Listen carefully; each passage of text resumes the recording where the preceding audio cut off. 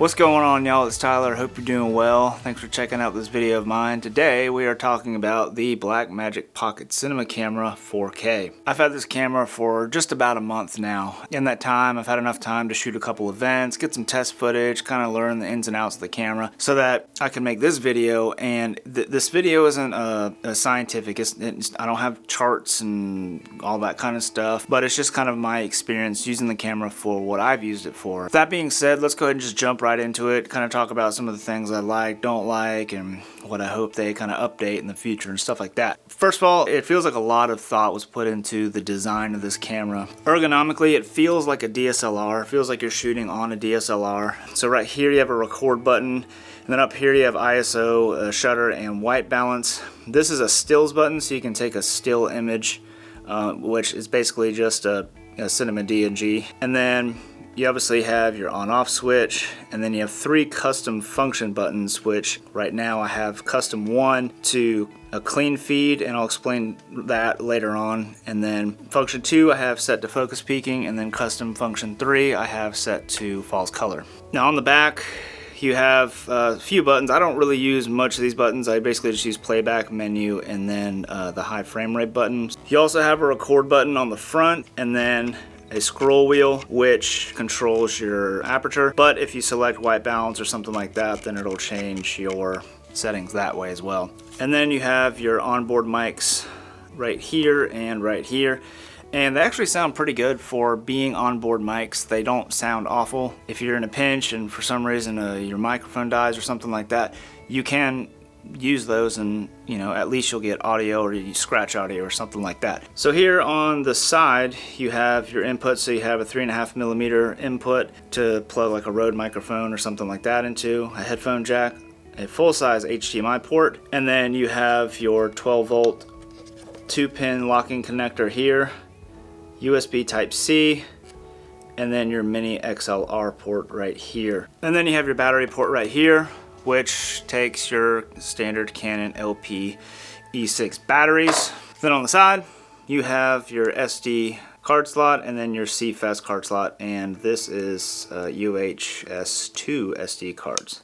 And before I go any further with regards to media, I would only recommend using the media that's recommended and approved by Blackmagic Design. You can go on the support page and find that. Otherwise you can run into issues of drop frames or wonky things happening, so just forewarning, just use the approved media. Okay, so now that we've got a quick overview of the controls and stuff of the camera, I want to talk about some of the things that I really like about this camera. And the first thing is the image quality.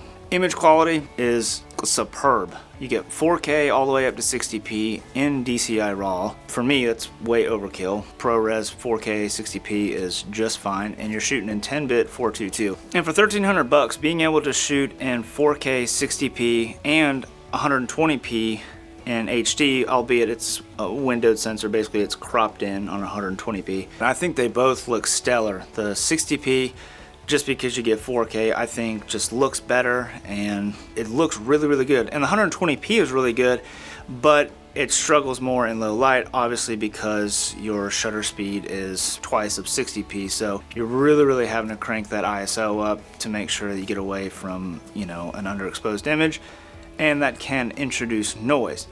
But the other thing that I really love about this camera is the fact that it has a dual native ISO sensor now. But basically what that means is, if you're unfamiliar with native ISO on a camera, and all cameras have this, is for this camera it's at ISO 400, where you get the most dynamic range and the cleanest image basically that it provides. This camera you can shoot at 400 ISO or 3200 ISO, and those both are native ISO settings for this sensor. For me, it's been usable all the way up to 6400 ISO, but I wouldn't hesitate to go to 10,000 ISO if I really needed to. So what this really helps out with, especially, is shooting in low light, or if you're shooting with, high frame rate, 120p or something, you're going to be able to boost that ISO up and be able to still be able to expose your image as you would if you're shooting in 24p. Two other things that with the old pocket camera and the old cinema camera for that matter were total bummers were rolling shutter and IR pollution.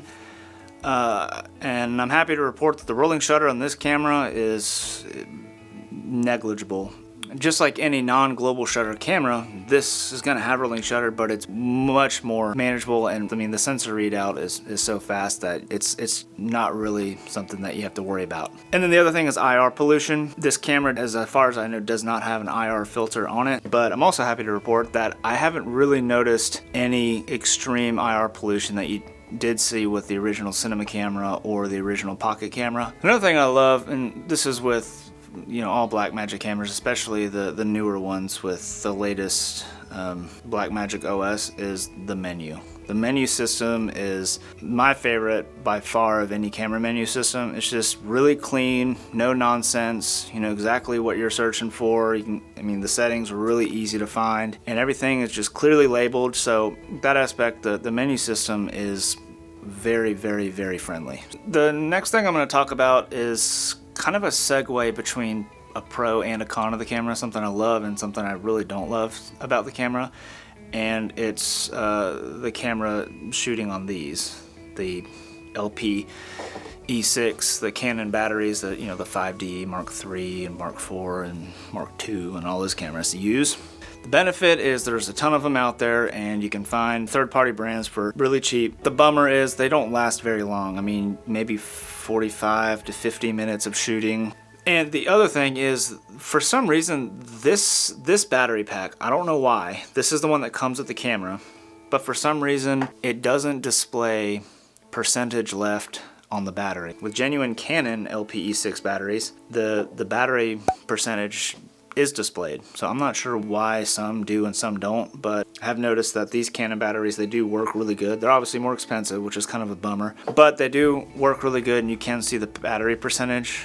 Although when you get to like the 25 to 20% mark, the battery percentage starts getting a little wonky. I go ahead and just switch it out to a new one, because I've had them die at 20%, at 15%, at 12%, so I would just make sure to have a lot of these, and at 20% I would just go ahead and throw a new battery in. Okay, so I'm going to talk about a couple things that I just don't like about the camera in general, and the first thing is what I was talking about before, is this custom function button. I wish there was a way to be able to basically switch to 120 frames per second in windowed mode.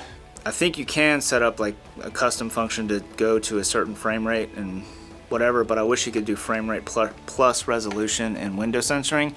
That way I could quickly say, okay, this is my 24p 4K setting, this is my 1080p non-windowed version, and then this is my 120p HD version, or something like that. Okay, so now my next gripe about this camera, and this is probably my biggest complaint with the camera, and it all relates to the playback functionality of the camera.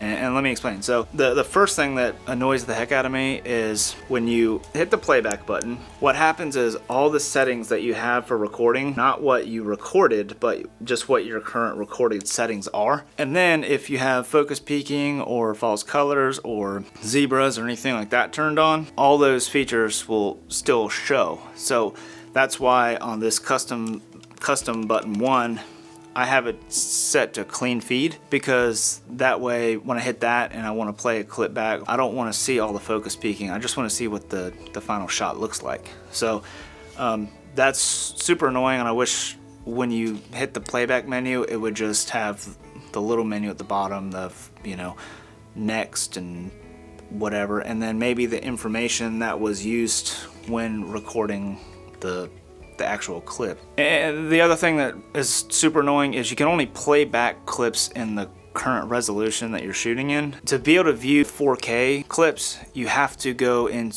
make sure that you set up in the record menu to 4K or Ultra HD, whatever you used, and then you can play the 4K or Ultra HD clips back. If you want to watch the HD clips, you have to go back into the menu and select HD as if that's what your recording format's going to be, and then it'll show you can play back our HD clips. Hopefully, maybe Blackmagic can fix that in a firmware update.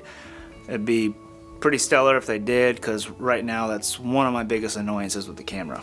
And the last thing about playback, and I'm not sure if it's related to the camera or if it's because I do use the Metabones Ultra adapter.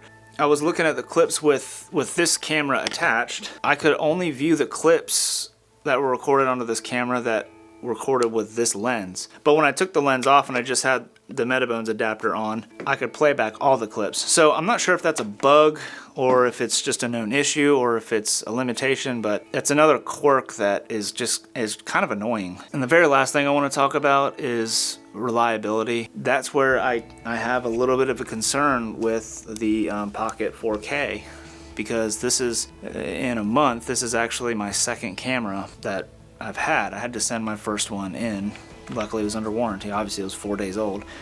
But 30 minutes into a shoot and the camera fried, wouldn't turn on, actually if you turn it on it wouldn't power off, but the screen was dark, black, nothing worked. Blackmagic customer service is stellar and they replaced it super quickly, and without question they just sent a new one. I did shoot an entire wedding last week and it worked without a hitch, so hopefully it's just a faulty unit. That's what the customer service guy said. He said it sounds like it's just a fluke and there were no other reports of it, so I'm holding out hope that this camera will be good to go and I won't have to worry about it ever again. So all in all, I really do like this camera. The only concern I have is the longevity and reliability of this camera, because the little incident I had having to return it kind of freaked me out a little bit, but this one's been working fine, so we'll see how it goes in the future. Anyways guys, thanks for watching. If you have any questions, definitely leave a comment below, or just if you have any observations about this video, definitely leave a comment below. I'll be sure to try to answer any questions that you have. Consider hitting that subscribe button, and if you like this video, found it useful or entertaining or whatever, hit that thumbs up button, and I will catch you guys next time. Peace.